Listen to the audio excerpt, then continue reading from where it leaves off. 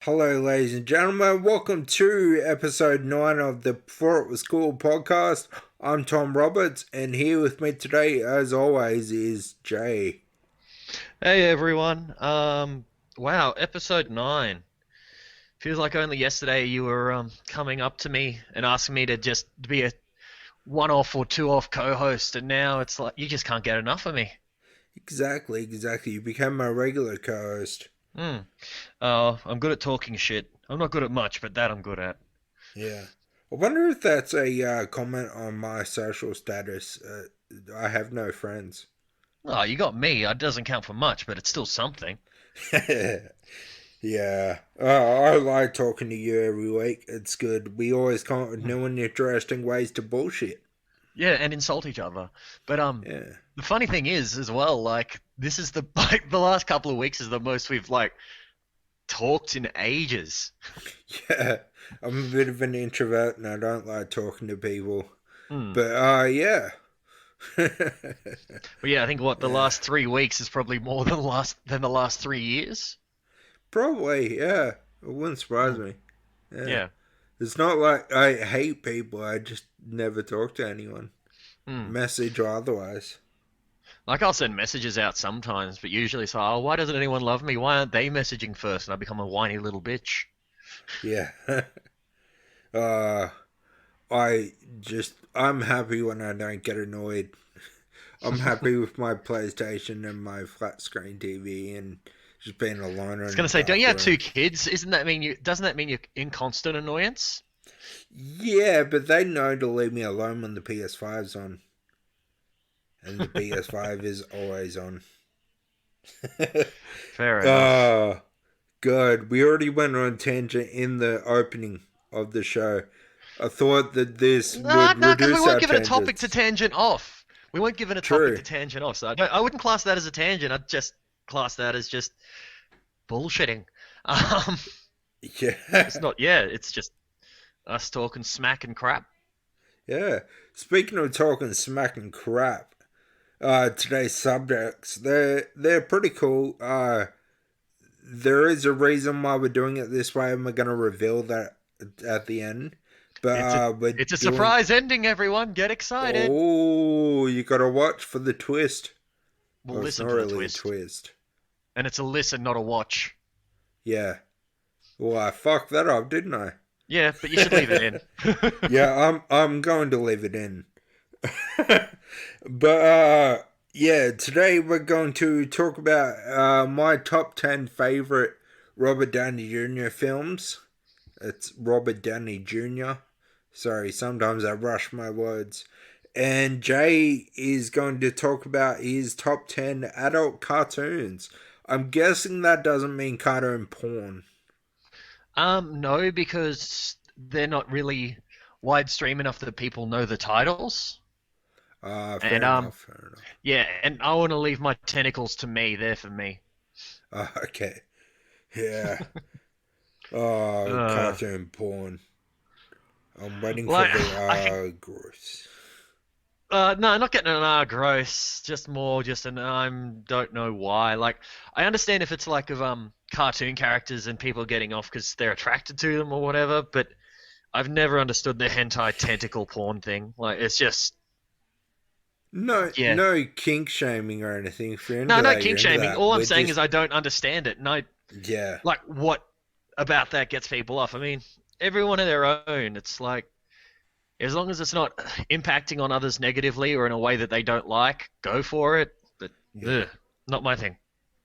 yeah, yeah. Anyway, is So it intro music time? it is. So Okay. yeah, we'll see you after the intro music.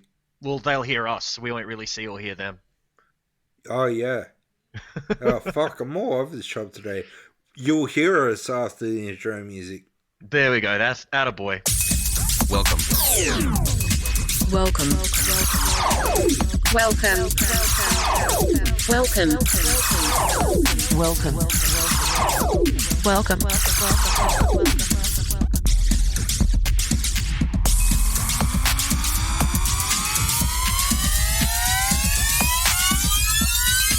Welcome to the Before It Was Cool podcast. And welcome back to the Before It Was Cool podcast. I hope you enjoyed the intro music. It was It's the same riveting as for every us. time, so Yeah, exactly. It was riveting for us, wasn't it? yeah, we actually had a pretty good conversation. It was Yeah. it was more just us planning stuff because we're not organized people. We're more just go in and just let the crap flow from our mouths. I can't believe you called The Rock a bitch. I didn't though. You were just hearing yourself. All that Oh, medication okay. you're on starting to mess with your head, man. Yeah, true. As I said in the intro, the first topic of the show will be my top 10 Robert Downey Jr. films. Not to be mixed up with Robert Downey Sr., the B-Road director. Yeah, I couldn't remember Yeah. who Robert Downey Sr. was, but yeah, you saying that's just reminded me. Yeah. Never seen any of Daddy's movies. Like I've seen Art plenty of my house own dad's B-Road. movies, but that's a very different kettle of fish. But The light art house B-rate films. okay, fun. Yeah. His son certainly took a different direction with it all. Yeah, well, gotta forge your own path. Yeah, exactly. So, yeah, for the interest of time, I'll get into it. Yep, Uh, sounds good. Considering how long did you say our last episode went for before you had to edit it down? Before I had to edit it down, 2 hours and 15 minutes. Yeah, so I edited out 45 minutes of that son of a bitch. sadly for our audience at home, we're gonna have to start cutting out the tangents. Yeah, that's why it took me an extra like 18 hours to release it. Because, like, yeah. So much crap. It was so hard to edit down. And I have a lot of other stuff to do at the moment. And we'll get into that later. But, yeah, my number 10 might be a film that some people have heard of. Might not be a film that some people have heard of. But it's called Heart and Souls from I don't know it. 1993. It stars Tom Sizemore, Robert Downey Jr., B.B. King, and a bunch of others. BB King, wow. Yeah, before he was too big to move and dead. That makes a difference with people in movies, though, with all the holograms and CGI on faces. That could change. Yeah, exactly. And I hope it doesn't. I hope the dead stay dead, if you know what I mean. Like, Well, they've made a lot of movies about the dead not being dead, so that'd be a concern. yeah, true. Don't get me started on the Army of the Dead. You've already fuck done it me. before. Yeah, I genuinely hate that movie, and I will go off on a tangent. But yeah, Heart and Souls is like it's your typical dead people need a living body to do their good deeds before they can go to heaven type of movie. It was overplayed in '93 as much as it is now, and the storyline wasn't anything unique, but as far as Robert Downey Jr. goes, at the height of his let's say partying years, Found in Bush's years. yeah, pissing on like phone booths thinking that it's a private toilet years, yeah, and Tom Sizemore, who was also pretty much at the peak cocaine years, and a bunch of others that were pretty much at the top of their drug years. It is just a great film for that fact. I think it is on my list because I have such fond memories of it. I loved it when I was a kid.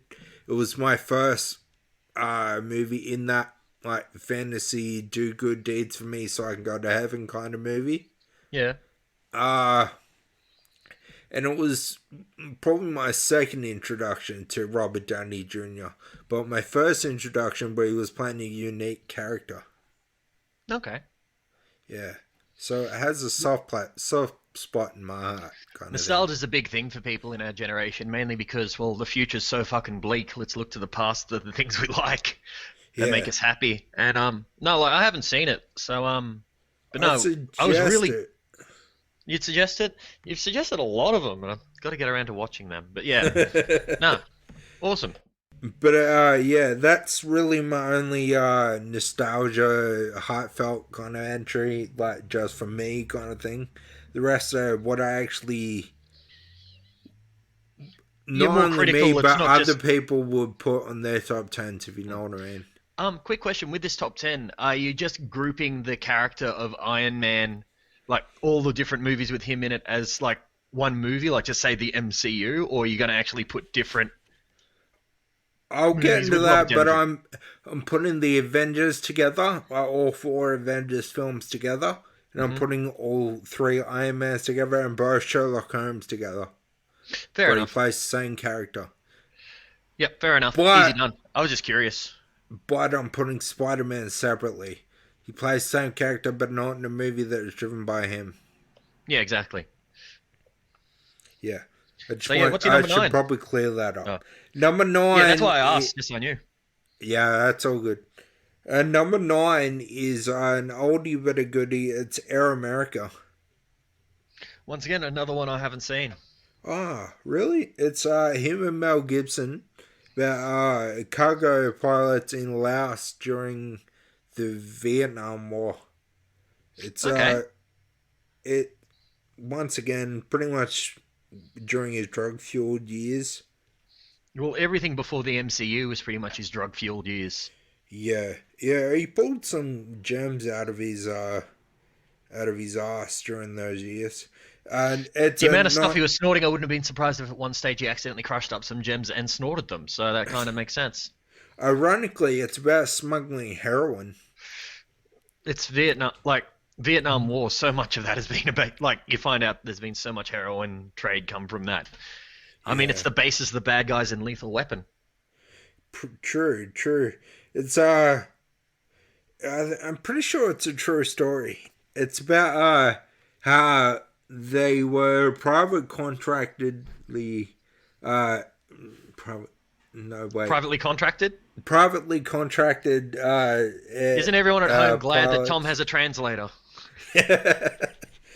They were privately contracted pilots that worked out of Laos, and America said they had no military force in Laos or Cambodia at the Mm, time, and they weren't technically lying because they were private contractors, but they were yeah. there to run guns, run drugs, all that stuff to the rebels forces to fight Yeah, yeah. against the North Vietnam. Really, Sounds like really good movie. it's sounds like the standard US play to try and change someone else's political future by funding the rebels and then probably end up fighting the rebels, like the Taliban and stuff like that. Yeah, but they kind of don't. It's more of a story about Mel Gibson and Robert Downey Jr.'s characters, about how they they fucking hate what the military are doing.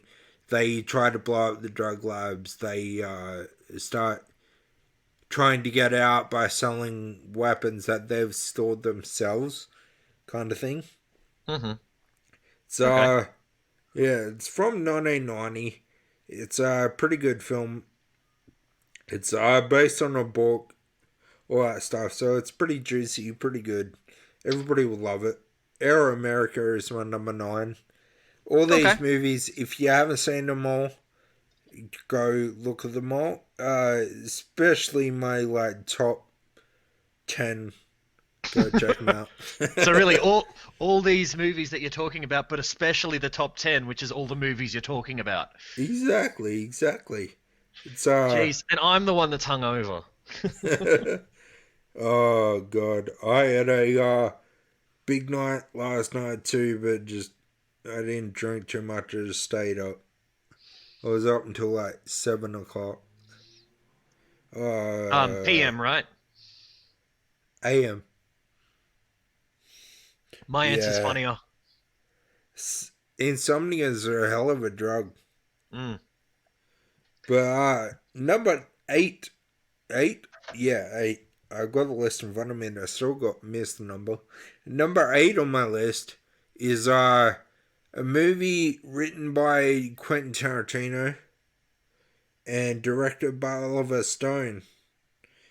And vastly different if Tarantino got to direct it. But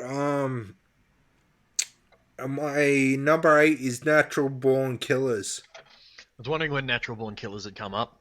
Yeah. The only reason it's so low is because Robert Downey Jr. wasn't the star of the movie. That was Woody Harrelson. And also, Oliver Stone is hit and miss with me. Like, his directing style is hit and miss. Like, Alexander is a miss. Natural Born Killers is a hit. Yeah, Natural Born Killers was great. It's one I can actually talk about. Like, I do love the art house playing with genre sort of style that is very typical of anything with Tarantino involved. Yeah. And where it does play with that sort of, okay, what's real, what's reality, and yeah, just that playing with the styles. Yeah, Natural Born Killers is enjoyable, really enjoyable movie. It's been ages since I've watched it, so don't ask me anything significant. Other than, isn't Robert Downey Jr. an Australian journalist? Yeah, he is. He does the best Australian accent. We'll get into that in a couple of entries time. Jeez, I know what movie that's going to be. Yeah, exactly. One of the most controversial movies on his filmography. But Natural Born Killers also has a soft spot in my heart because it came out on August 26, 1994. Which is my fifth if birthday. everyone listens closely, every time someone says 1994, Tom starts whacking it.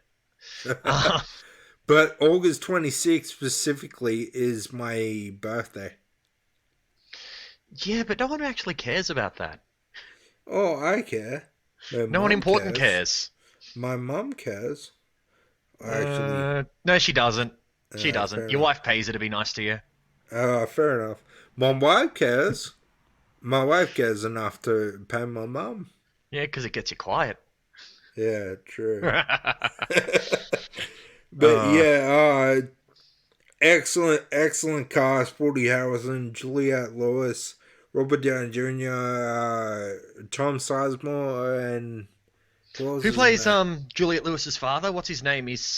The comedian. The old school comedian. He plays Larry Burns in one episode of The Simpsons. What's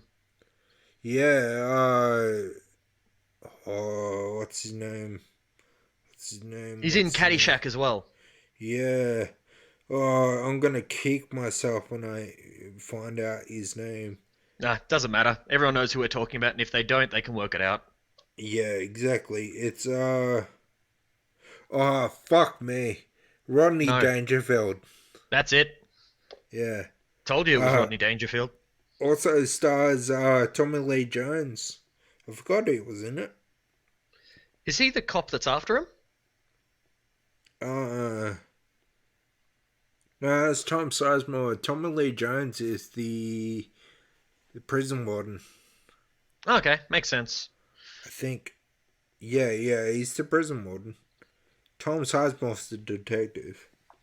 Fair enough. As I said, it's been years since I've watched it. I've watched all these movies recently, which is why they're all like in my head, kind of thing. But I've also seen almost everything on Netflix, Stan, Disney, fucking all that shit. No wonder I'm fat. Yeah, well, it could also be that it's very hard for you to, walk around and get exercise, but no, it's definitely all the streaming services' fault that you're a fat cunt. Oh, I dropped a C-bomb. Exactly. It's therefore I'm suing Netflix. Yeah, exactly. You just sound like a Karen from the US. Or a Darren, which is a male version of a Karen. I've heard so many different things for the Karen name. Yep, here we go. It's a tangent. So I've heard Chad's, I've heard Darren's, I've heard... There's about 4 others that I've heard. I've heard Matthews. I haven't heard Matthews as one. I've heard Kyle. And I've heard Josh. I've heard Keith. I've heard Keith as well. I've heard Keith. Yeah. But yeah, either way, just male Karens, heaps of different names for him. Let's keep going. See, my mother-in-law's name is Karen, and I say the opposite is Darren because her new husband is Darren and her ex-husband is Darren. I've met a couple of people who end up dating someone with the same name as their ex. I mean, Yeah. I understand it for ease, but and at least you know if you scream out their name during sex, it's not going to get you in that much trouble. Exactly. The other night, oh, don't worry. What did you scream out your mother-in-law's ex's name? Yeah. Yeah, I'm not surprised. Oh, it's good. Fuck's sake. Number 7 is Spider-Man Homecoming. Really? It only got number 7 on your list. Yeah, because like RDJ wasn't As the a Robert main Downey Jr. factor. movie, yes. Yeah, Oh, it wasn't really his movie. He was a big part of it, but it wasn't his movie, if you know what I mean. Like, one thing I think that's really interesting about that movie, and this is more from a Spider-Man perspective, is that Robert Downey Jr. kind of taking on the role of the classic Uncle Ben character almost, like teaching like there is responsibility. We don't want to put you in over your head. Use your power, but use it wisely. Make sure you're doing the right thing. Like he has got that very similar sort of element, in my opinion. yeah, exactly. It's gonna be interesting in seeing Not Far From Home. What's the new one called? No Way Home, is it? No Way Home. It's gonna be interesting seeing Peter Parker's evolution without Tony Stark. Like I know he wasn't in Far From Home, but That was still pretty fresh that he was gone. Yeah, exactly, and it was still Iron Man without being there, having giant influence over Spider-Man. Well, If you yeah, know the what I mean. glasses, him, The, yeah, and the fact that he's fighting ex-Stark employees. yeah, and the suit manufacturing as well. Towards the Yeah, end, well, where he gets to make his own suit. yeah. So yeah, it is when he becomes what is it, Night Monkey, is it? Yeah, I think it is. No, that's not Spider-Man, it's Night Monkey. Yeah. No, but like beyond that, like towards the end when he's in the jet and he gets to make his own suit, he's like, I'll throw a bit of this in there, I'll throw a bit of that in there, and Yeah. we'll be all good. Although Let's have some fun. the there have been this is a small tangent, but on the Spider-Man subject, there have been set photos released that are apparently hoaxes, but they could be real, but they could still be hoaxes, of Spider-Man with the Doc Ock arms, which means they're running with the storyline where Peter Iron Parker Spider. dies. And Oh no. So there's two different options that could be happening here. One, he could be going further with the Iron Spider suit, yeah, which was shown in Infinity War, but then it could also be going with the Superior Spider-Man arc where Doc Ock pretty much body swaps with Peter Parker because his Yeah. body was dying, and Peter Parker dies within the Doc Ock shell effectively, and Doc Ock becomes the Superior Spider-Man. yeah. But That's what it'd they be interesting to see what happens there. That's what they think it looks like, because it doesn't look like the Spider-Man Iron Spider legs. It looks like the Doc Ock arms. There are only a few of them, and yeah, it looks like the ones from Spider-Man 2. Okay, Like well, Sam Raimi ones. if all the rumors are correct, the Doc Ock from Spider-Man 2 is going to be in that episode, in that movie. Same It's with, not even a rumor anymore. It's confirmed from what I read. And it was Jamie Foxx as Electro. Yeah, that well, yeah. one's still a rumor though. And Be interesting to see. Andrew Garfield and Tobey Maguire are still rumors. Yeah, The Doc Ock got confirmed. I do like that Yeah. because I did like him as Doc Ock, except for the ending. Yeah. We've discussed that previously. Go back to our older episodes if you are. Unlike Tom, I wanna- can control myself and not go on a cranky rant about something multiple times. I can on most things, but just not that fucking zombie movie. Anyway, so what's your number Oh. 6? Number 6 is probably the most controversial on this Uh, list. I think you can guess what it is. Yup. Yeah, number 6 is Tropic Thunder. I actually don't like Tropic Thunder that much. Not because it's controversial or anything. So many people raved about the humor in it, and I watch it, and I'm just like, eh. I'm not that too much on the humor, and I'm not that big a fan of the movie, just like you. But undeniably, Robert Downey Jr. was fucking excellent in that movie. It's Robert Downey Jr. He's fucking excellent in any movie he's in. Especially when he's clean. But the reason why it is so controversial is Robert Downey Jr. for like 99% of the film did it in blackface. Yeah, it was and won a Golden Globe and got nominated for a fucking Oscar for Yeah, doing blackface. it is very much a product of the times. Like, it is a different style of blackface, but still blackface. It was done in a way that made people realize that blackface is not okay, but also he did it in a way that his character's character did it. It's so convoluted. It's because he weird. plays an actor that then does blackface for a role. Yeah, who then becomes a completely different character.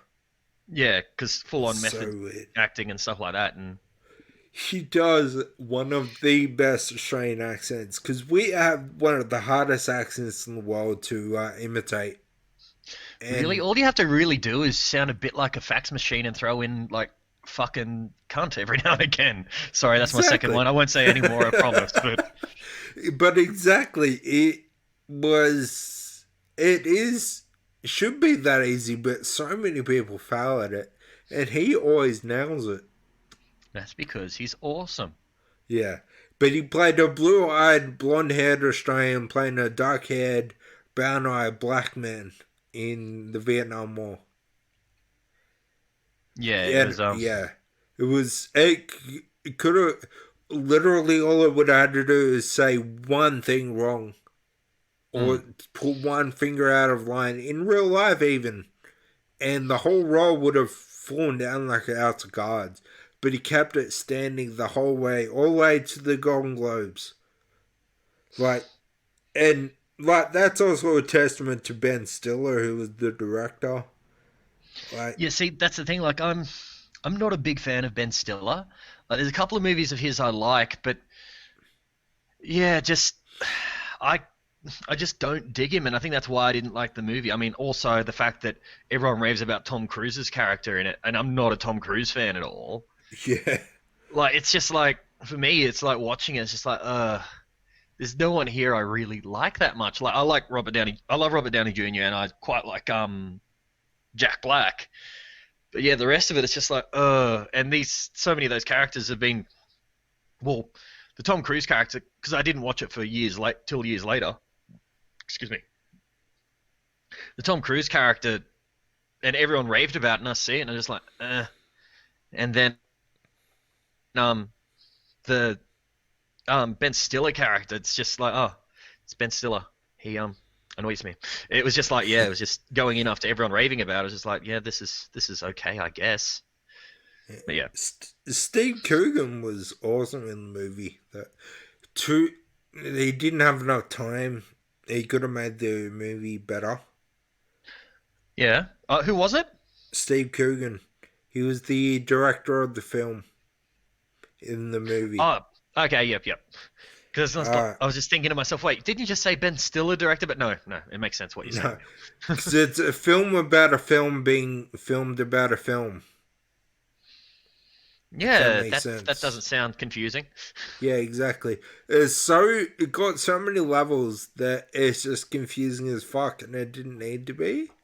But at the same time, it worked in a way. Like, obviously, it made money in the box office, so it kind of, it And almost like it over doubled its money, so can't have Yeah. been that bad. But yeah, like you, I just never quite got it. So But you it's dug one. Robert Downey Jr.'s character in it and his acting in it. Yeah, exactly. That's why it's on the list. That's So why it's maybe the so top 10 high should on be the list. changed to top 10 Robert Downey Jr. roles rather than Robert Downey Jr. films. Yeah, true, true. But then I would also have to lump Spider Man with Iron Man and the Avengers. Fair. Anyway, let's keep going. Number 5 is Zodiac. Have you Haven't seen caught it? it. No, I haven't caught it, but with all the recent stuff about the Zodiac Killer coming up, makes me really want to start watching it again. Which stuff? That they've cracked his last two codes. Oh yeah. The was it the Australian analyst cracked I don't it? know. I just saw it as a clickbait title on Facebook. I don't actually know any information. But yeah, it's David Fincher who did Fight Club, The Social Network. He also did what else? Mindhunter. Mindhunter. Did he do Seven as well? Seven, and unfortunately, his very first movie is Aliens 3. Oh yeah, I Yay! remember our discussion about that. Yeah. Yeah. I treated myself to Aliens 1 and 2 and subjected myself to Aliens 3 and Resurrection. And tortured myself with Alien vs. Predator 1 and 2. No Prometheus. I haven't got there yet, or Covenant.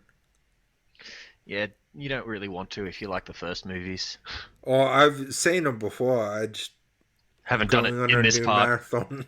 Yeah, fair But enough. yeah, Zodiac is all about the Zodiac Killer.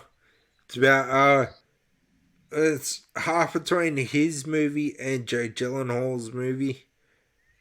Yeah. And maybe Mark Ruffalo. I need to see more movies with Mark Ruffalo in them. Like, because I do really like him as just an actor, and I just haven't caught enough movies with him in it. Yeah.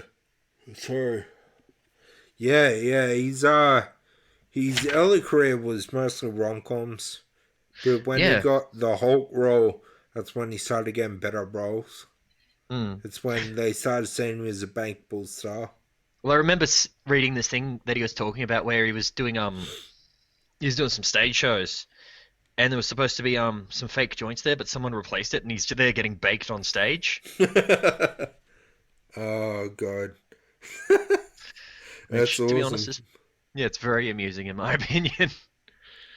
But But yeah, it's about the Zodiac Killer. It goes into the fact that what is it, the first Dirty Harry movie is based around the Zodiac Killer's real life case that was going on at the mm, time. Mark Ruffalo's the detective. Jed Gyllenhaal works at a newspaper. Robert Downey Jr. is a investigative reporter that goes pretty insane trying to figure out who the fuck this guy is. But yeah, it's really really good. It's worth the watch. Like pretty much like up until my bottom five, so 6, 7, 8, 9, and 10. Just yeah, watch them if you got time. My top five, you should definitely watch them all. Just watch them. oh, I wonder where Doctor Doolittle's going to place on this list. Number one. Oh You. fuck me. This is the moment I say, gross. Oh god damn. Although my number one and number two might piss you off, might piss some people off, but that's why I'm here. I love to watch the world burn. I wouldn't go I that. I think cannot it's wait. more you like to watch people just feel a bit uncomfortable and just be Yeah. annoyed. Anyway, so Yeah. what's your next one? What, number 5 now? Yeah, 5. 4. Number on 4. Ah, what's number 4? Sherlock Holmes. Both of Fair them. enough. Like, it's obviously a classic title. Everybody's heard of Sherlock Holmes. Him and Jude Law are fucking great on screen. Robert Downey Jr., despite those who have seen Doolittle, proves that he can do an English accent. Yeah. Fuck me. But yeah, they're just great films all around. They go on the typical. He can figure out anything by thinking logically, kind of thing. To be honest, I just love some of the a lot of the soundtrack um for the Doctor Dolittle movies. A lot of Irish folk punk, great fun. Do you mean the Sherlock Holmes movies? What did I say, Doctor Dolittle? Yeah, I Yeah, was well, like, you knew what I meant. yeah. I'm glad I did, and I got to translate for you for once. Yeah. Number 3 on the list would be it's not an original character. It's a biopic. It was one of the best biopics ever made. This one is Chaplin. Yeah, I was wondering when Chaplin had come up for you. That's number 3. So you can guess what number 2 and number 1 are. Yeah, it's pretty straightforward. Yeah, Chaplin is about Charlie Chaplin, in case people out there don't realize.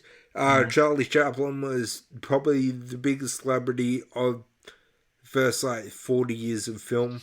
Well, probably one of the biggest silent film actors at least. Well, he probably is the biggest silent film actor. Mm. Yeah, and he was the only one with the balls in the 30s. Just literally, his only speaking role is the Great Dictator, and he did a parody of Hitler, which back then no one did.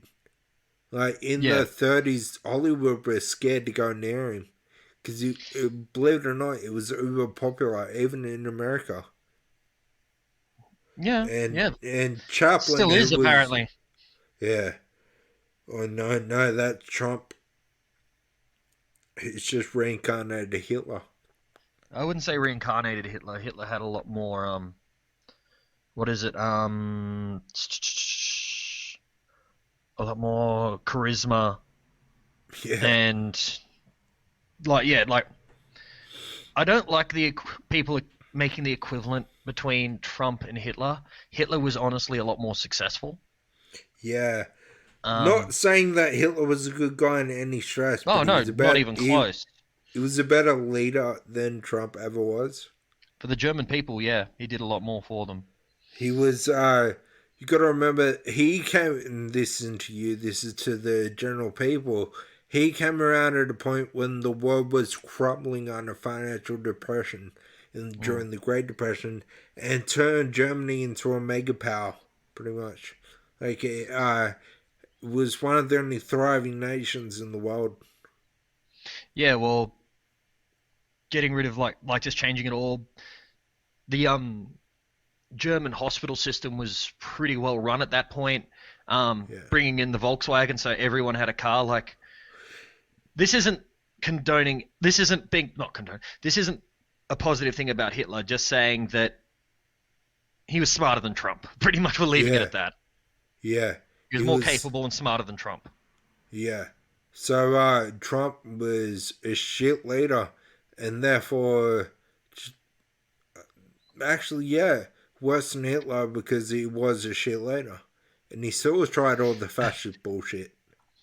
He was a worse leader than Hitler. I don't think he's as worse a person considering Hitler was involved in the Holocaust. Yeah, and that's for those who don't know about the Holocaust. Read a book, seriously. Yeah, exactly. If you don't know about the Holocaust, you won't understand the fact that I say Hitler is a cunt of the week. We should have we got to get a soundbite for when we announce the cunt of the week. Yeah.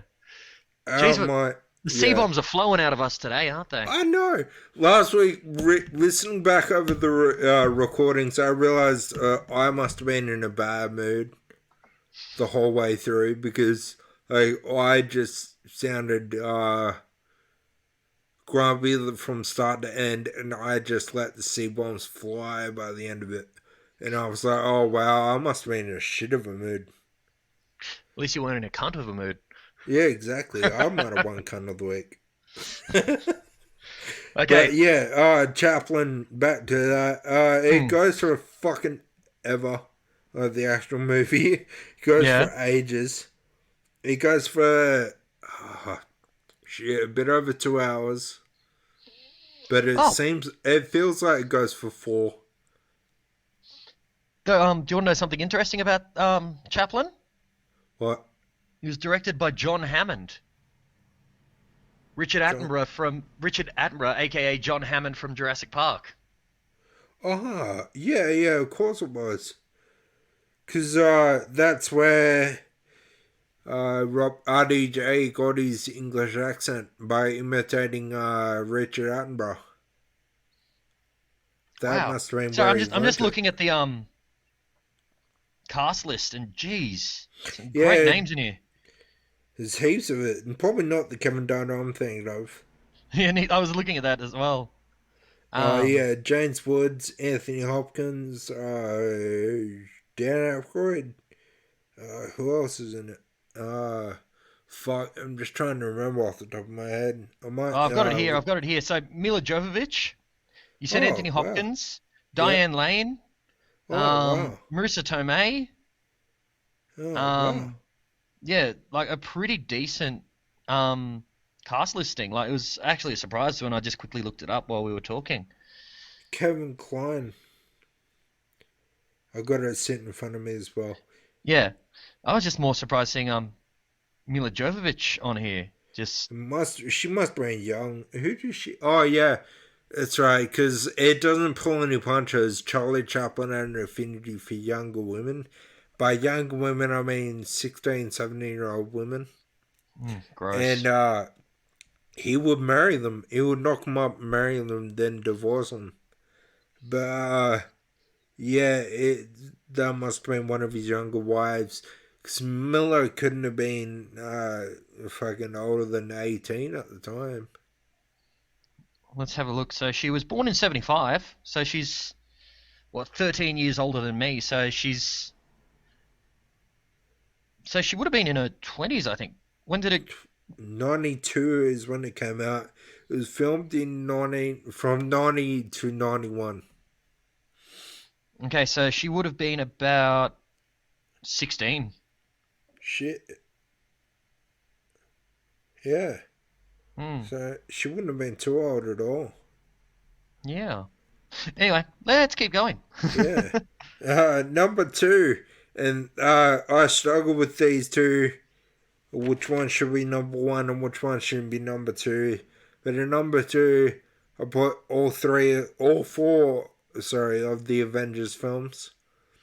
Yeah, fair enough. Infinity War and Endgame are 2 of the greatest MCU films that I personally have ever seen. But the reason why I put it at number 2 is because Age of Ultron is one of the worst MCU films I've ever seen. I liked certain aspects of it, but there were certain others that I just thought were crap. And that's the reason why it's at number 2, because the other 3 were just weighed down by it, in my opinion. Yeah, fair enough. Like, I do get where you're coming from with that. Like, I haven't actually, like, I think I've watched Age of Ultron once. Like, I haven't actually watched it through. Yeah. Like, I haven't watched it a second time. But, like, yeah, I don't know, just, they had so much potential there, and they just kind of just fumbled the ball at the end. And they also made it seem like, because like in other MCU movies, the baddies from those single movies were worse than Ultron, if you know what I mean. So, like, they had a character that they set up in the film to, like, and he probably, I haven't read any of the comics involving Ultron, but, like, he was probably worse in those comics, and he should have been portrayed as the big bad guy that was an Avengers level threat during the movie, rather than just a guy that Iron Man could have beaten up on his own. Mm, absolutely. Like, yeah, I think Age of Ultron was a lot of missed opportunity. Yeah, That being said, I'd like to see Ultron actually come back because in the comics, every time a physical body of his gets wrecked, he's got like about 80 other bodies and he just uploads his personality into it, sort of thing. yeah. So I think they have some potential to bring Ultron back, and I would really like that, and I think they could do a lot with it. They kind of, and that was also the thing at the end of Age of Ultron when they destroyed all the Ultron bots or whatever That they could called, find. that they Yeah. could find. Yeah, true. I was gonna say they kind of put that nail in the coffin, which pissed a lot of people off too. Mm. But yeah, that's my number two. My Well, number just one. just quickly, no, stop.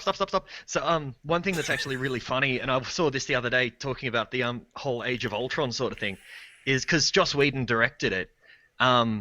He actually did an episode of Buffy the Vampire Slayer that pretty much plays very similar to Age of Ultron, which is called like I, Robot You Jane. Pretty much, Willow falls in love with a guy over the internet who turns out to be a demon who's been uploaded into a computer, who eventually gets a body built for him and tries to wipe out people.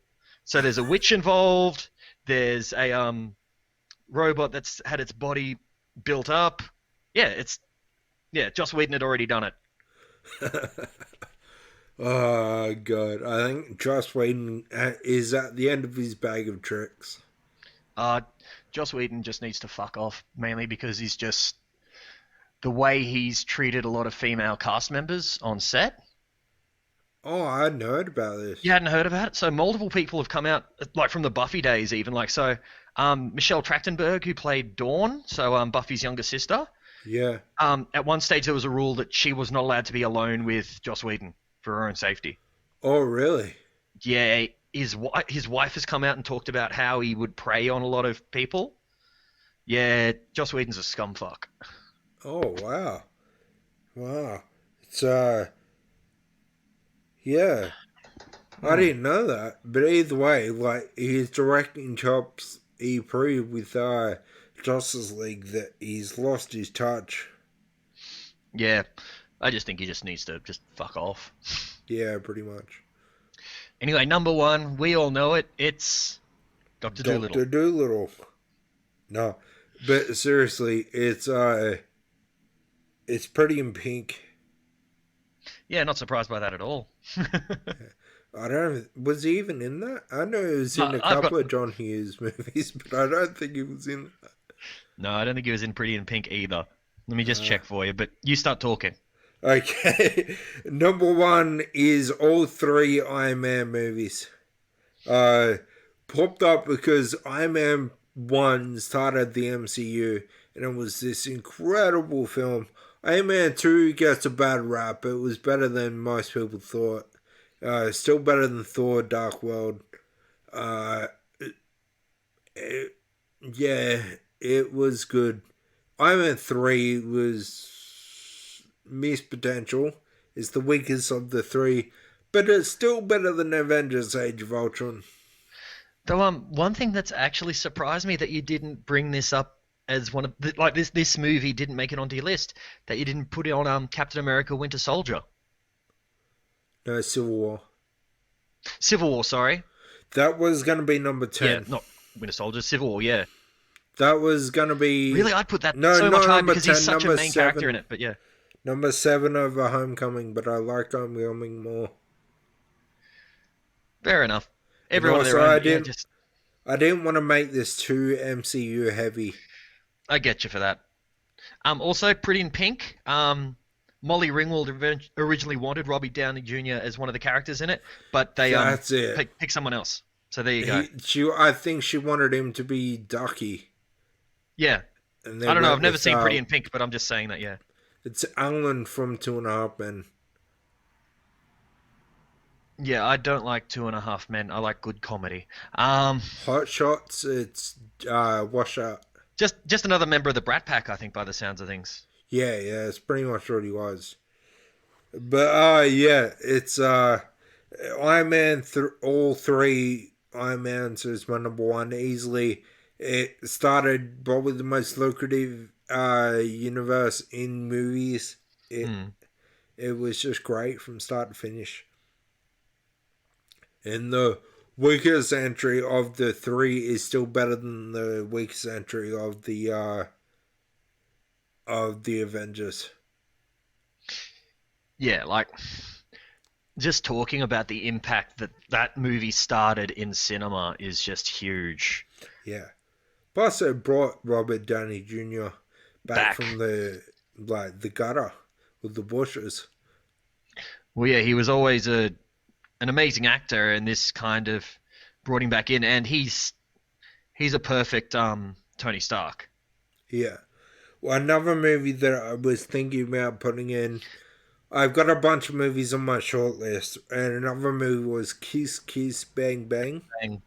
Yeah. The movie that really gave Disney the confidence to let him be Iron Man.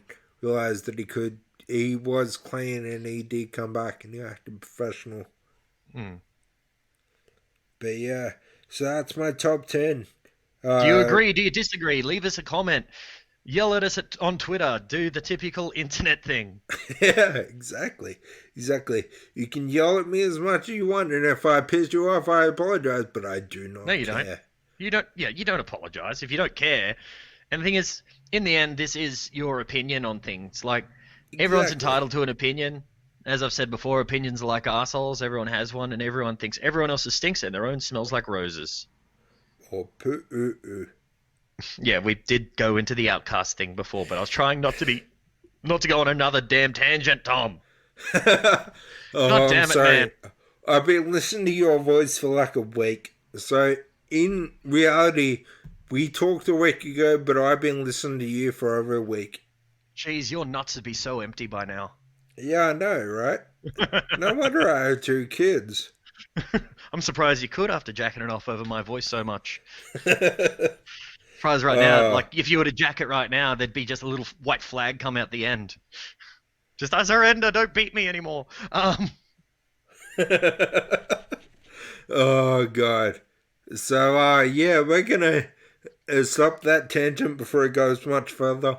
And we're going to have a little break. We'll catch you after the break. It is time to reveal the big news. The Before It Was Called podcast is now on Patreon. There are 6 tiers to choose from, ranging from $1 to $100. $1 gets you just to help. $3 gets you a shout out in every episode, except for the episodes in the next tier. $10 gets you your choice. You choose the topic and I record a solo episode dedicated to you with no ads or other Patreon shoutouts. $15 is Produce It Up. You get the opportunity to choose the week's topic and the co-host. The code should be attainable and knowledgeable on the subjects. 26 spots available. $50 gets you the VIP co-host position. 3 spots available. $100 is make the Before It Was Cool podcast your own. You and a person of your choosing make an episode. You can even change the intro music and artwork, and you can edit or ask Tom to edit to your specifications. Go to patreon.com before IWC and you will get to our landing page. That's patreon.com before IWC. Please support us so that we can continue to provide you with quality content each and every week. And back from the break. Now, we get to talk about the one that everyone actually tunes into this podcast for. My one. Because, yeah, everyone has to push through Tom's, and everyone eventually wants to get to me. At least that's what Tom's wife said. That's why I went first, so that they have to listen to me. So the main one I'm talking about is pretty much my the 10 favorite adult animated cartoon series. The main reason I bring this one up, and I've said this before, it's one of the first things that Tom and I bonded over. In particular, South Park. Which amazing comedy series, but I'll talk its praises when I get there. But I wonder what your number one's going to be. Oh, there's actually a couple in number one. It's actually a really hard decision for me. Fair enough. So with this, I'm not including any of the action-based anime. I'm more going for the comedy-based ones. And by more, I mean I'm guaranteed going in the comedy-based ones. And yeah, so some of the series that I am going to be talking about are definitely controversial series, and have had, I think, well, not all, but a lot of them have had their share of controversy. But the ones that you'll find towards the top are probably, well, it's probably the most controversial once again, but I'll say its praises when I get there. So in number 10, it's a more, well, not that recent, but still a more modern one, in Bob's Burgers. I've only started, like, I'm into the 4th season now, and I've been really enjoying it. Like, don't get, like, H. John Benjamin, the voice of Bob, I really dig his work, and that'll be in another one on the list a bit later. But he's not the reason I generally watch it. It's the 3 kids in it. They fucking crack me up. Like, the shit that they say. Especially the youngest.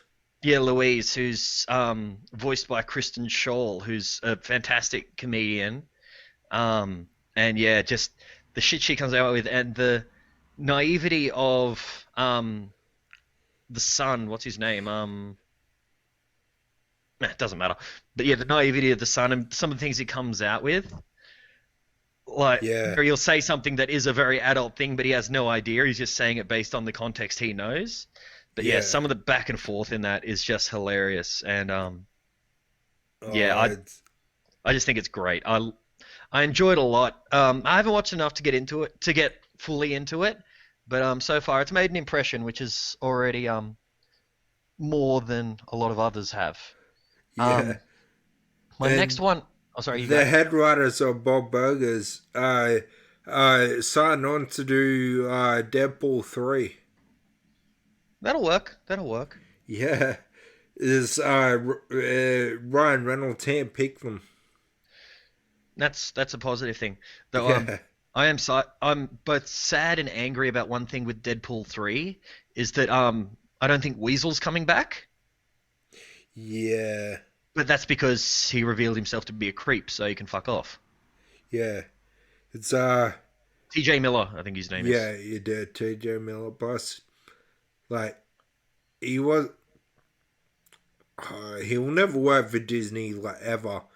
Yeah, especially if the allegations are proven to be true, which I think they are.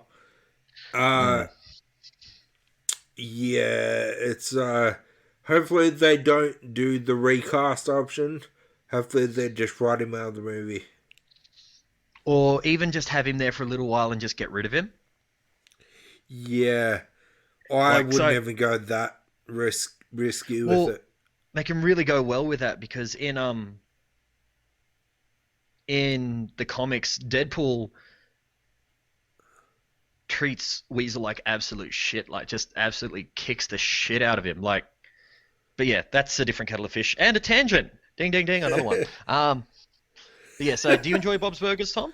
Yes, I love Bob's Burgers. I'm just starting to watch it on Disney Plus. It's yeah, I'm up to roughly season 4 as well. Yeah. I have so many good laughs in it. And Yeah. actually another character I really like is he's the main guy who comes in and eats there. What's his name? He's Or the guy from the business next door. No, not the guy from the business next door, it's the other No, one. that's the funeral parlor. Yeah. The other guy, the bigger guy. I can't Yeah. remember his name. Whenever there's an episode with him based around his character, I will watch it and I will guaranteed laugh. He always is just makes me laugh because he's a delightful idiot. Yeah. And like you said, the voice actor for Bob, he's in, I think, 2 other iconic adult animated comedies. He's Yeah. one of the most recognizable voices Oh, I've he's got a ever great heard. voice. But when you see him, you don't expect that voice to come out of him. He's a short little fat dude with no hair. Yeah, he's the stereotypical Jewish voice actor. And I Yeah. say stereotypical because stereotypes exist. And now that I say that, everyone's going to be like, "Oh, yep, I can imagine that." Okay. Um, but yeah, so the next one up, and this one used to be a huge favorite of mine, but its dip in quality has dropped it so far down, and that's actually Family Guy. Yeah, I can see it. Yeah, so Like, like at first Family Guy was a pretty run-of-the-mill sort of just pretty much a Simpsons clone. Then it got into the more risque humor, and then it just went too far into the risque humor where it didn't have any cleverness about it to me. yeah. Like it So, was just like blah, like yeah. it seems like it's trying too hard in recent years. Well, there's that, and there's I think Seth MacFarlane's just done with it, and so he's just trying to see what he can get away with. Yeah, pretty much. Also, they're jumping the shark moment. In case people don't realize what that means, in TV, in the show Happy Days, which is one of the most popular shows ever in history, Fonzie literally Jumped a on a shark. jet ski jumped a shark, and it was seen as the worst moment in TV history. And it's the episode where Happy Days ratings started to plummet. So whenever someone says you jumped the shark, that's what they're referring to. However, in Family Guy, their jumping the shark moment was when they killed off Brian. Yeah, like, and then just brought him back again. Like, don't get me Yeah, wrong, there's one moment after that where it absolutely cracked me up, where they had it so like there was an episode without Brian, and down the bottom it just said, "Oh, you didn't notice that Brian was missing, yet everyone got so upset when he was killed." Like that part I thought was really funny. But yeah, like Family Guy, it still has a lot of positive moments, and I will rewatch some earlier seasons. But yeah, just it's it's done. It's yeah. done for me. Like I'm not expecting much more out of it, to be honest. No, neither am I. But it might finally get its climactic end now that Disney own Fox. But yeah, Maybe. Um, maybe. it's a wait and see thing. Like it's still profitable, so I don't know how what Fox will, well, Disney or Fox will do with that. Yeah. Okay, so my next one, and it's a more modern one once again. Um, and that'd be Rick and Morty. The I was only, gonna say when's that coming up? I love Rick and Morty. Like I was, like I studied nihilism, so watching it, it's like seeing those jokes and having that understanding is really enjoyable. Yeah. The worst thing about Rick and Morty though is its fucking fan base. Like fuck me dead. You want some toxicity in a fan base? Like Oh god. Jesus Christ! Like I'm a fan of the show. Like, I'm a huge fan of the show. I have Rick and Morty Monopoly, the portal gun that it projects a portal on the white wall, all that stuff. I have a bunch of collectibles. I've seen every single episode and all that stuff. But yeah, I stay clear of other fans for that reason. but yeah, like yeah, Rick and Morty has a lot of cleverness and plays with a lot of great sci-fi themes. But yeah, like some there are episodes in there that I can't watch that I've just got to like, don't want to watch this, and I'll try and skip through it. Um, Yeah. For me, I love everything that yeah, comes out of the mind of what's his face, Dan Harmon. Dan Harmon. I love Community as Yeah. well. Uh, And one of the and big Justin issues is Roiland. yeah, oh, they're fantastic. And when Dan Harmon did Rick, but actually got drunk for it, Yeah, fuck, that was funny. yeah. Um, so have you heard about the cancel Rick and Morty thing that's come up? No. So there was some old footage of Dan Harmon pretending to have sex with a doll, a baby doll, and he'd apologized for it years ago, and now the right wing's trying to like cancel Rick and Morty because of that footage, like trying to go the full cancel culture element. But it was a doll. Yeah, yeah, it's dumb. It's very And he very dumb. apologized. Yeah. That's like when Disney fired James Gunn for tweets from like 6 years before he worked with Disney and he apologized for him at the time. Yeah, And they were exactly. like, oh, we were wrong. And they hired him back. And it's interesting that Disney does that sort of thing, yet they'll also bend over backwards to make sure that China's happy when how many human rights violations is the Chinese government involved in? Yeah, true. Like, it's just some of it's so fucking hypocritical. But at the same time, their business in China has, what, 1 billion Oh, people that can watch movies? oh yeah, absolutely. I get why they're doing it. It's to make money. But yeah, it's a bit hypocritical to fire someone for something that they'd already apologized for years ago, Yeah. and then be in bed with someone who's killing people effectively. Yeah. Anyway, But that's a different kettle of fish. the dad in Rick and Morty, he's voiced by the same guy from Bob's Burgers, isn't he? No, Archer. He's Cyril from Archer. I know he's... No, he's Archer from Archer. No, Bob is Archer. Archer. Cyril is Jerry. Oh, okay, that's where I'm getting confused. So, the dad from Bob's Burgers is only 2 iconic, not 3 No, iconic. 3. He's in Family Guy. He is? Yep. The fuck He is he? plays. I think his name is Carl, who's Chris's boss at the mini mart, who talks about movies all the time. Of course. Yeah, but that's not really an iconic main character. You never said he was an iconic main character. You said he was in an iconic animated show. Series, I did too, yeah. Yeah. So, yeah, I'm wrong. Yep. And I love hearing you say that. I said okay. that quite a bit. Okay, so one issue that I've found is as I'm doing this, I've remembered another adult animated show that I really, really love. So this will be a list of 11. If not, you're probably going to have to drop Bob's Burgers off the bottom because I haven't watched enough of it. So if Tom has an issue with me going to 11, I never spoke about Bob's Burgers. Anyway, so the next one up on my list, it's probably one of the classics, and that'd be The Simpsons. How'd you forget The Simpsons? No, that's not the one I'm putting on. I remember The Simpsons. I'm just moving on with the list. Okay. I was getting going to caught up in say, another like, how the fucking fuck tangent. did you forget them? No, so yeah, The Simpsons They is were the like next the one original. up, and Simpsons, like everyone knows how Simpsons went strong, and then it started to go, okay, this is getting dumb. But I've been After watching some of season the 10, really? yeah, I've been watching some of the more recent seasons, like the last 3 seasons, and they've really stepped it up, and like the show's got darker jokes and a lot more adult humor.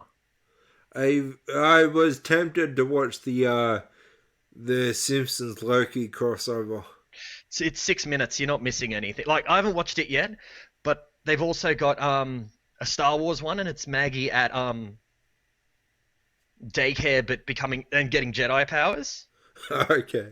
They're actually really entertaining, and to be honest, a little bit cute. But yeah, So- the more sorry, you go. So it was a good thing that Disney took over. I think so. Like I think there has like the last couple of seasons of The Simpsons have been really, really enjoyable. Like moving more into an adult comedy sort of thing because well, kids aren't really watching it anymore. So it's like okay, we've got to change our audience again. Let's move to this sort of element. Yeah. And I think it was a smart move. And I think like seriously, watch some of the more recent seasons, and you'll have a pretty good laugh at some of it. Yeah. When they dropped every single episode ever on Disney Plus, I got to season 12 and then gave up. It wasn't every single episode ever. Wasn't it? They got rid of the Michael Jackson episode. Ah, of course they did. I don't know where it was. So happy birthday, Lisa. Lisa, Yeah. I'm gonna fuck your brother. He's just about the right age. Wow. Oh, That's- we shouldn't go on that tangent. Oh, little and you get the huge Jackson fans who are just going to defend every left, right, and center thing. And it's like you can't insult him. He's dead. And it's like, yeah, we can. We can insult him, and it's even better when they're dead because they won't fight for themselves. But as many would say, that's just ignorant. Anyway. So next one up on my list, and I actually rated it higher than The Simpsons, is Futurama. Yeah, actually, I would rate it higher than The Simpsons too. It got I just think it's cancelled been a bunch of times, but it got unfairly cancelled. yeah. It's just yeah. It's I just think it's a funnier series. Um, and it had more opportunity to go wacky because it is based in science fiction. Yeah. And like, well, I love that show so much that that doctors and nurses party at uni one year, I actually dressed as Dr. Zoidberg. Like, I wanted to get in a fight and just spit ink in the person's face and then just scuttle off. That would have been funny. I would have been like laughing to the Oh point yeah, that I fell out of my wheelchair. yeah, it would have been. Well, it's not hard to make you fall out of your wheelchair. It's one of my favorite things to do to you when I see you, just push you. Um, but yeah, Oh I think god. Futurama is a great series. Like, lots of great jokes. Bender as a character is fantastic. He is. Um, and yeah, Fry's hilarious. And then there's the episode. I can't remember what the name of the episode, but it's about Fry's dog who sits waiting for him to come back after he gets frozen. Oh yeah, and he Fucking thinks that, heartbreaking.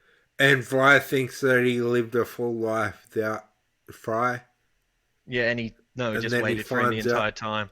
Then the audience finds out that he was just sitting outside the pizza parlor for like 10 years, waiting for Fry to come back. Yeah, poor Seymour. But yeah, and that's the thing. That's the thing that makes a comedy series really good is when they can do those moments as well. Yeah. And yeah, yeah, heartbreaking. It was a great moment and very well written. Well done to the writers there. Plus, the final episode was an actual decent final episode. Yeah, it was actually a good ending for a series. Yeah. It wasn't a lazy fade to black or anything like that. Yeah. Sopranos. That yeah. wasn't lazy. People are still talking about the Sopranos ending to this day. That Yeah, and did he angry get about it shot? still.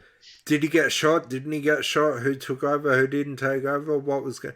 It was because there was movies in the pipeline, but what's his face died.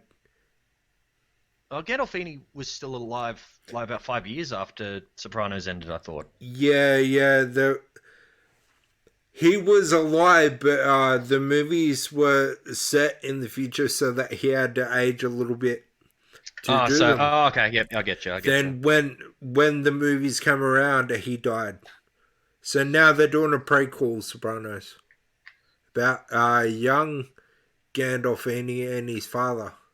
Well, Gandolfini's the name of the actor, but Yeah, I can't remember his actual Tony, young Tony, and his father during the 60s and 70s, during the early mid years of the mob, I should say. And about the the development rise of the Soprano family. But Yeah, once again, pretty we've much. tangented again. Sorry. If we could keep on topic, we'd be dangerous, man. So what's after Futurama? After Futurama is Drawn Together. Which one's that? Drawn Together, so it was a cartoon series, obviously. And so it first came when it. So what its premise is, it's a Big Brother house, but it's got, I think it's the housemates are all cartoon stereotypes. Yeah. Like there's a Disney princess who's quite racist. There's a blaxploitation character called Foxy Cleopatra who solves mysteries and is a musician. Yeah. There's Captain Hero who's a generic superhero. There's Xander who's a ripoff of Link, and some of the episodes are about him coming to terms with his sexuality. There's Ling Ling who's a ripoff of Pikachu. There's Waldor Sockbat who's a ripoff of SpongeBob SquarePants.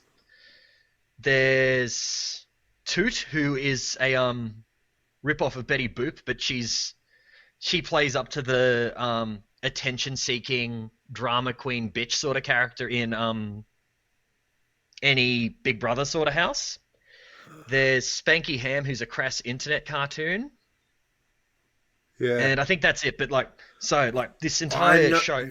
This was an Adult Swim show? No, it was. I think it was a bit before Adult Swim. It's the DVD distribution's by Madman, but I first saw it on SBS when I was about 17. Yeah, I think I remember it from like 14, 15 years ago. Yeah. Well, this is an example of how offensive the show is. Like, Captain Hero's sitting there and he's looking at the women that are in there, and he just says, you know what, I'd stick and stir any one of these broads, but what I really want is a sexy black chick. Foxy walks in, bling bling. Foxy's in the house, walks in, and he goes, wow, I'm good at this. I want a 12-year-old girl and a donkey. And he sits there staring at the door for about a minute. It's fucked, but they did offensive humor so well, and just some of the parodying they did. They only did 3 seasons in a movie, but and the 3rd season was lackluster compared to the others. But some of the moments in it, oh my god, crack me up every time. Like, it goes way too far with so many of its jokes, and it's hilarious.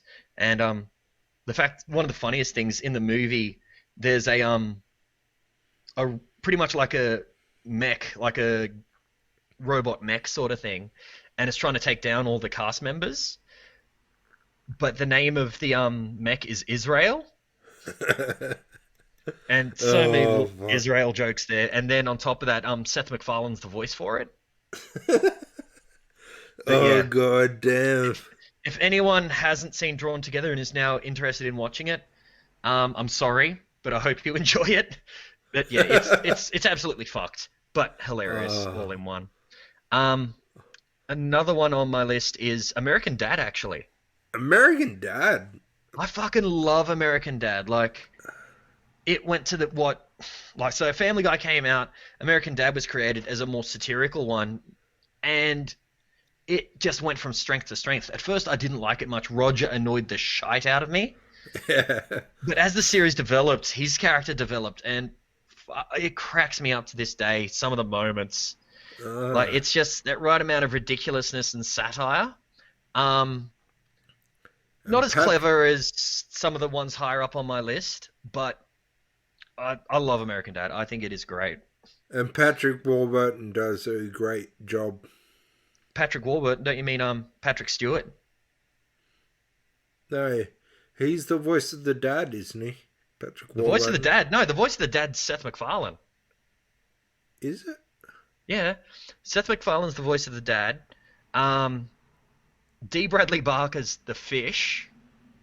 Those who don't know who D. Bradley Barker is, he's the voice of the entire crew in the in Bad Batch and the Clone Wars. He's every single clone's voice.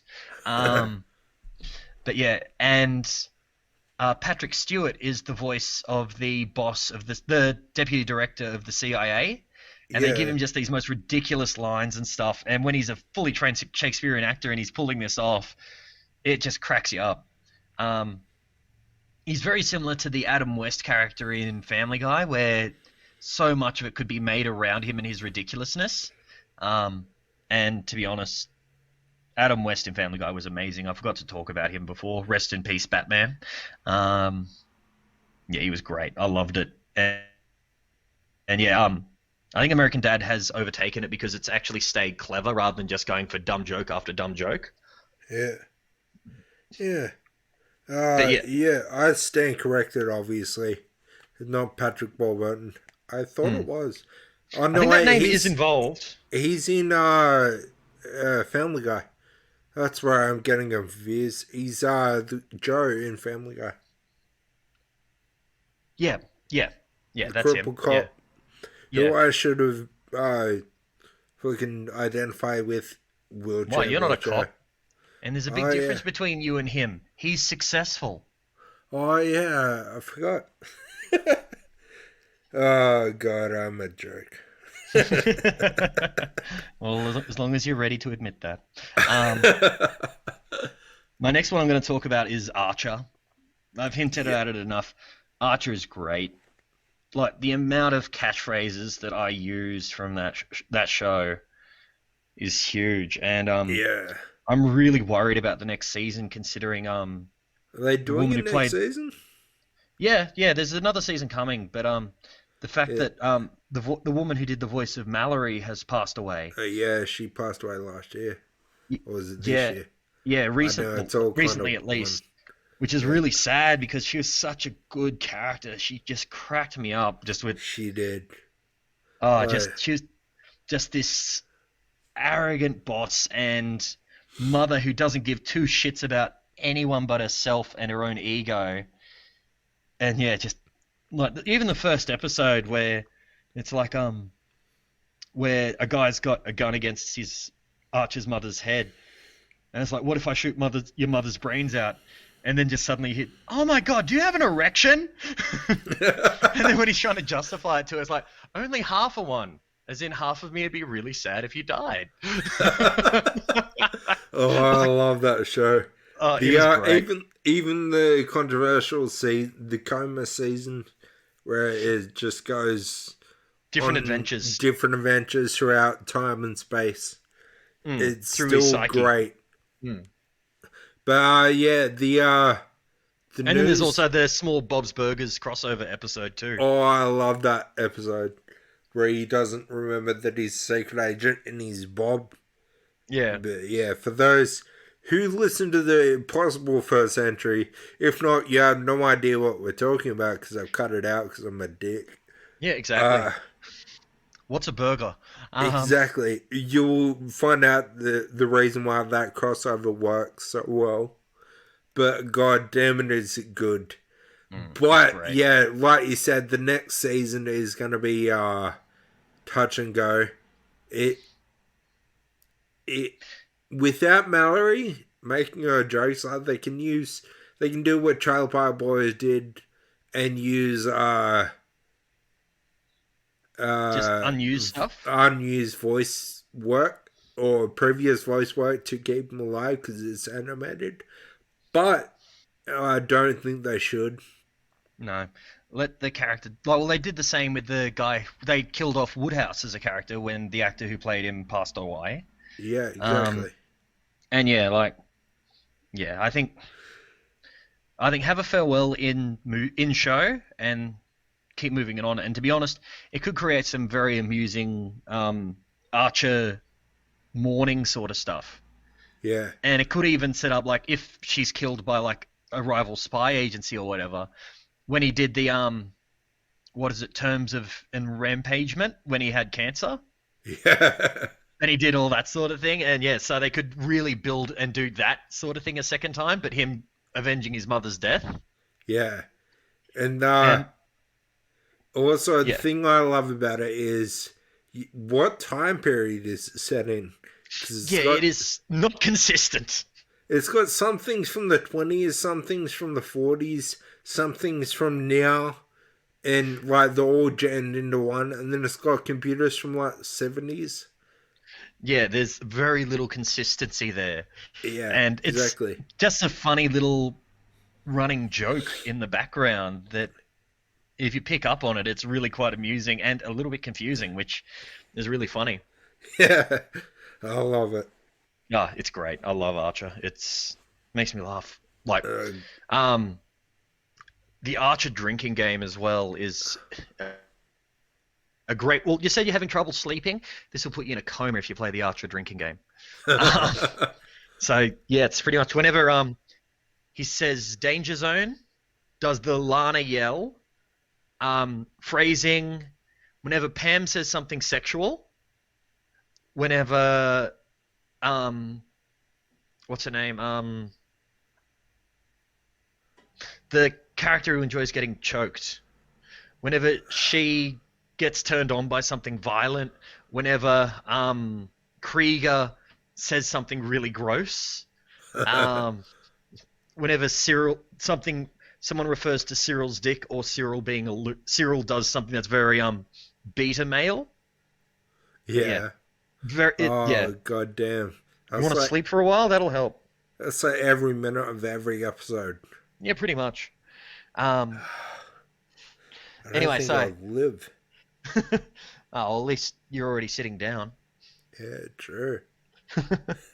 Okay, so and then for the top spot, it is a three-way tie. As I've already said, like South Park is one of my number ones. Yeah. I think South Park is... Its satirical cleverness is amazing. Its jokes are great. The layered level of its jokes. Yeah. Like one of the best examples I can think of is where Cartman's complaining about the government spying on him, but Butters is okay with it, and he starts praying to the government and going to the DMV, and effectively creates a church. And by the end of it, the the DMV ends up getting accused of molesting boys, and like it keeps moving to heaps of different things, and just like not that molesting boys is funny, but the fact that it seems like religious organizations, it keeps happening, and once they just say, well, it just comes with the territory, and so like and the Scientology episodes, the Mormon episodes, the Make Love Not Warcraft episode, Imagination Land, like there are so many good ones. The Man Bear Pig stuff. The medical marijuana where they microwave their balls. When they're bouncing on them. Fuck. That's like one of my favorite episodes ever. And also, like, South Park has a soft spot in my heart every time, because the amount of times I'd come home, I think you came back to my place a couple of times after the pub, and we just sit at home, pissed off our heads, and just watch South Park in the living room. Fuck, they were good days. Oh, god damn. And even the modern seasons with Tegrity Farms. Oh. So good. They're not even fucking trying, and they're still good. Well, even the where they're trying to talk about the school shootings, and only one parent's getting upset, and everyone's talking about it. Oh, she must be on her rag or something. And it's like, why has this become normal? And like, yeah, it's great. I love it.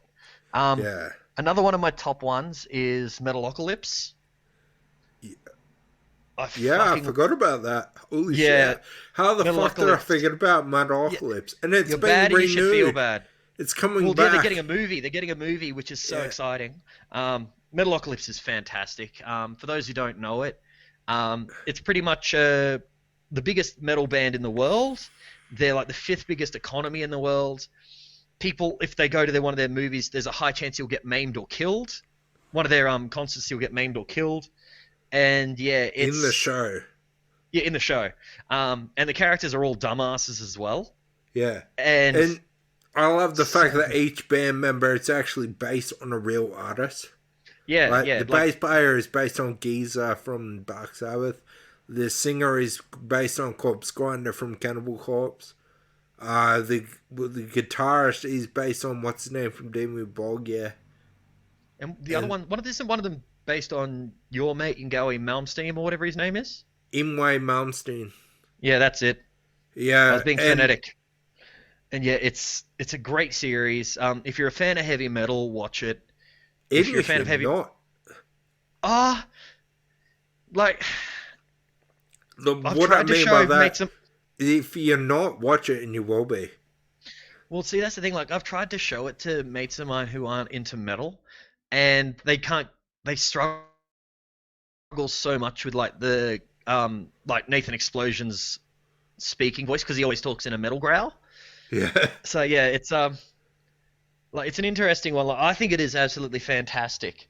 Because it's just really, really dumb, but it also just takes the piss out of metal while celebrating metal all at once. But it's really, really dumb. It's dumb in a well-written kind of way. Yeah.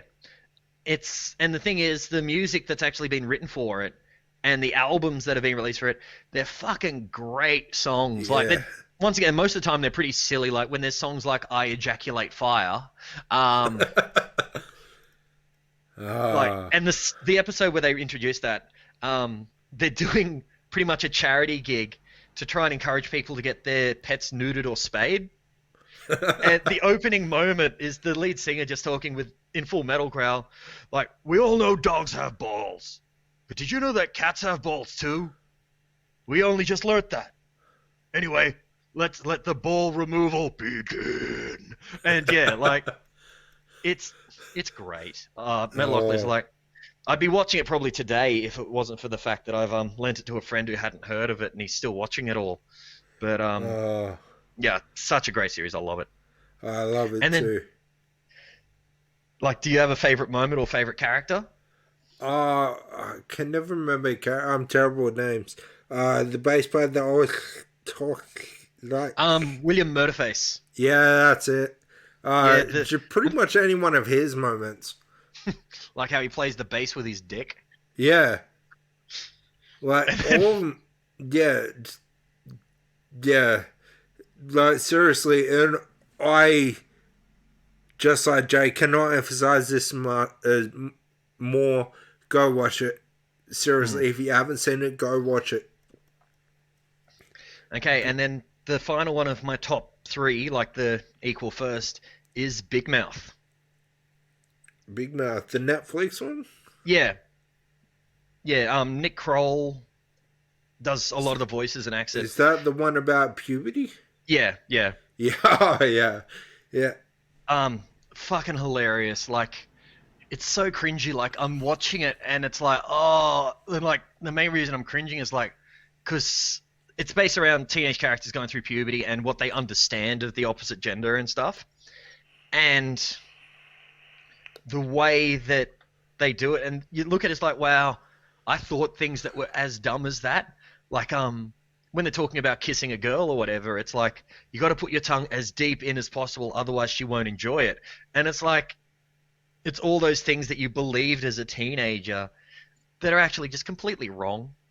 Yeah. And a lot of coming of age sort of moments. There's a couple of episodes of the more recent season that have been a bit miss. I haven't seen the more recent season. I've only seen the first couple. Well, yeah, but the main reason you watch it is for Maury, the hormone monster. Yeah. He makes that show so And much. his female counterpart from season 2. Season 2 on, yeah, Hormones. Connie. Yeah, just the back and forth from them. Fuck, you just laugh because pretty much the whole creation of the hormone monster and hormone monstress is it's the voice in your head when you're a teenager that controls your emotions, that controls your horniness and your libido, and it plays up to that. Like there'll be moments where he'll just appear to one of the main male characters when he's getting horny, but he's getting horny over nothing. Like, Yeah. I think in the first episode when they're talking about going through puberty, he says the word fallopian, and the hormone monster's like, fallopian, it's as sexy as it sounds, and stuff like that. And so the character ends up going off and jacking off in the bathroom and stuff like that. Like, there's just so many hilarious moments that are so inappropriate, so wrong, but fuck me, so funny. And you correct me if I'm wrong, but one of the side characters gets his pillow pregnant. He doesn't get his pill. No. So he's having sex with one of his lounge cushions. Lounge cushions, that's it. And yeah, He it filled- leaves. he- And it two does sacks get pregnant. It does get pregnant, but gives birth to a smaller cushion that has the same hat as his older brother. Yeah. So it's obviously his brother's baby and stuff like that.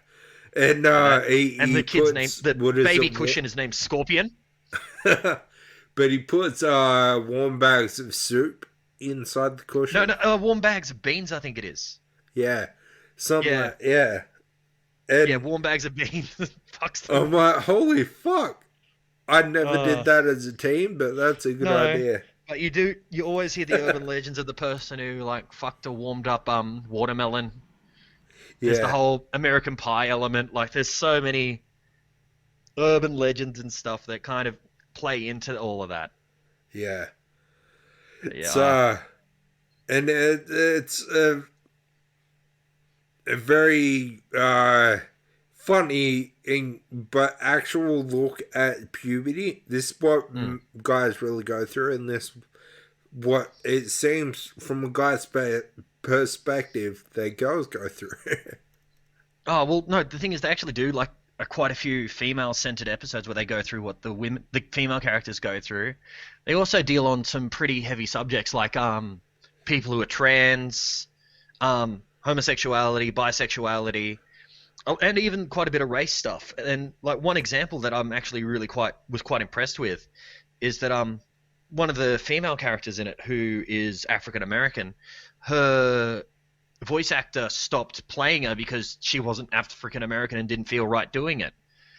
But they addressed it really cleverly in the show, where the African American character, as she starts to get in touch with her roots, her voice changes, and she gets some more, and she starts getting played by an African American voice actress. But here's an interesting thing for you. Did you know that the theme song is actually a cover of a Black Sabbath song? Really? Yeah. I don't even remember what the theme song is. The theme song is Changes by Black Sabbath. Ah, okay. Yeah, and yeah, it's a cover that some guy did of it, and yeah, it was interesting. Like when I first heard it, it's like, wait, no, they're not. They are. They put a Black Sabbath song on here. This is awesome. But Black Sabbath are one of my top 5 bands ever. oh, they were so good live, weren't they? Oh, yeah. I got to see them back in 2016, I think it was. The End tour. Yeah, the end tour. Yeah, that's when I saw him as well. Oh, yeah, that's right, because I was trying to signal you. I was right at the back. Yeah. On top of the top tier of the Kudos Bank Arena. Yeah, I was down in the pit. Oops, Yeah, that's it. I didn't mean that. But great timing. But, Yeah, that's and I'll leave that in. that's my top 10/11. What was the one that you threw in? The one that I threw in, I'd forgotten about Big Mouth. Ah, okay. Yeah, like so at first my list didn't even have Archer or Big Mouth on there. And then when I was just starting to talk about Bob's Burgers, like, what the fuck? I didn't write down Archer, I'm an idiot. So I had to write down Archer, and then Big Mouth came along. So some of the other ones that got an honorable mention for me were Robot Chicken. Yeah. I do enjoy Robot Chicken, and then by extension, have you watched any of the MODOK series? Yeah. I just finished watching it all. It's pretty good. Because yeah, it's by Seth Green. Seth Green's involved in it, who does Robot Chicken. Yeah, and Family Guy. Yeah. Well, he's not a director of Family Guy, just as Chris's voice. Yeah, but do you know what he actually based Chris's voice on? Oh, you brought this up to me a few weeks ago. The character of Buffalo Bill in Silence of the Lambs. Oh, yeah, that's right. Yeah. Yeah, it's great. Yeah. So yeah, that's my top 10-ish. It kind of. Do you have any more honorable mentions? Any more honorable mentions? I enjoyed Final Space, but there hasn't been enough of it for me to properly judge it. Ren and Stimpy always gets a bit of a nod. Like, I was never a huge fan, but I respect it because of what it did and how it played with, like, fighting with senses and stuff like that. Yeah. Can't really think of any others off the top of my head. Do you have any others you'd like to add? No. What about Dario? Dario was more teen than adult, Yeah, but I do get true. where you're coming from, like Dario and Beavis and Butthead. I did actually forget about them, but I probably haven't actually seen enough of either to really add them to my list. Like, I wouldn't be able to judge them properly. Yeah, true.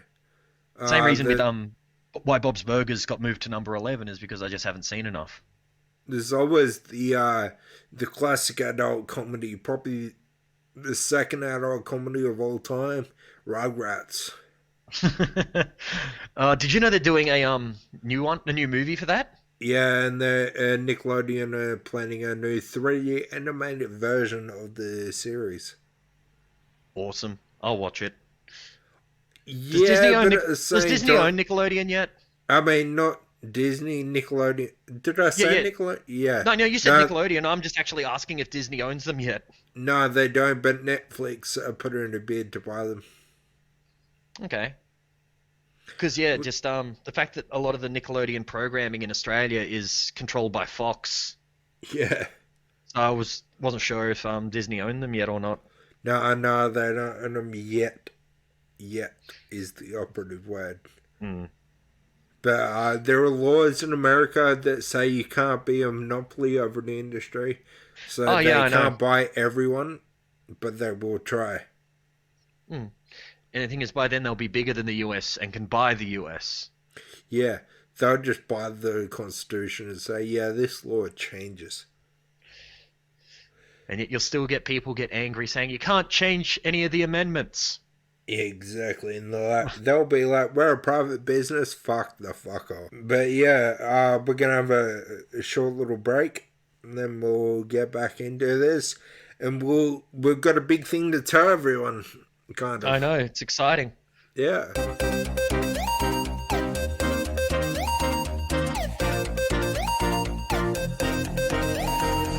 And thanks everyone for sticking with us. This has been the Before It Was Cool podcast.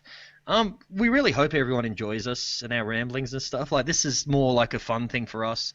If it goes somewhere, great, but in the end, this is just two mates just having a bit of a chat about stuff that we enjoy. Yeah. And as we said before, there's a big announcement coming, and that announcement is that Tom is actually pregnant. Yeah. Yeah, he's Turns got out multiple... it's not water weight, it's a kid.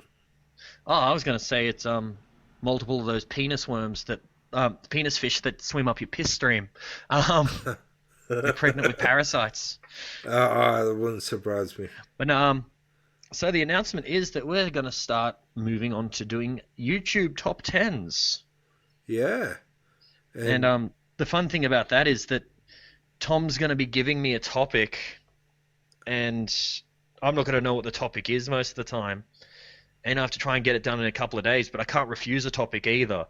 So I think Tom will specifically give me topics that'll just get me ranting and complaining because he knows shit I don't like. Yeah, well, you brought up one that has got my mind spinning, but it's not the one I've chosen for the week. It's Come on, punish me, Daddy. The one that I'm going to get you to do in the future. I'm going to leave that as a secret because then it's just not as fun. But it's supposed to be a surprise on the day. It's great that way. Yeah, exactly. But this week is something more that you know, because we want to get people into these videos a little bit. So you're going something mainstream, I'm guessing? Yeah, to an extent. It's the topic is definitely mainstream, but not many people know about the topic, if you know what I mean. No, I don't. People that call themselves... It's the top 10 Marvel heroes not in the MCU. Not in the MCU, okay. So, what I mean by that is, people say, oh, I'm fans of Marvel. Okay, what's your favorite comic? No, I mean the movies. Oh, yeah, I get you. Pretty much what the podcast is named after. I liked it before it was cool. Yeah, exactly. I'm glad someone got that, because I've asked a few people and they're like, I don't get it. I'm like, you don't get it? Yeah, we're big How hipsters. do you not get that? Yeah, I'm making fun of the hipsters by being a hipster. Yeah, exactly. Okay, wow. That's going to be fun. Yeah. I'm guessing I can't... Oh, so can I do characters that have been announced for the MCU, haven't been put in a movie yet? No, what you should do is more just characters that haven't been announced but you would love to see in the MCU. Okay, wow, so go into the real depths. Yeah. Of comic book knowledge and characters, okay. And I think you could do a good job of that. Aw. You're the opposite of my mum, you believe in me. Oh. And you don't suck my dick. I didn't say that about my mother. Oh God. That was a perfect moment for you to go, oh, gross. Gross. I would have said that, but I met your mum and she's a lovely woman. She is. She's pretty cool.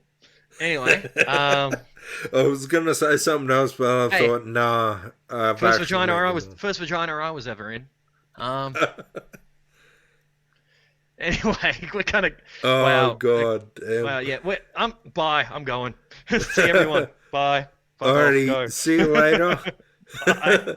This has been episode 9 of the Before It Was Cool podcast, and we'll see you next week. The video will drop every Friday. Sweet. Anyway, guys. Hopefully. Catch you later. See you later.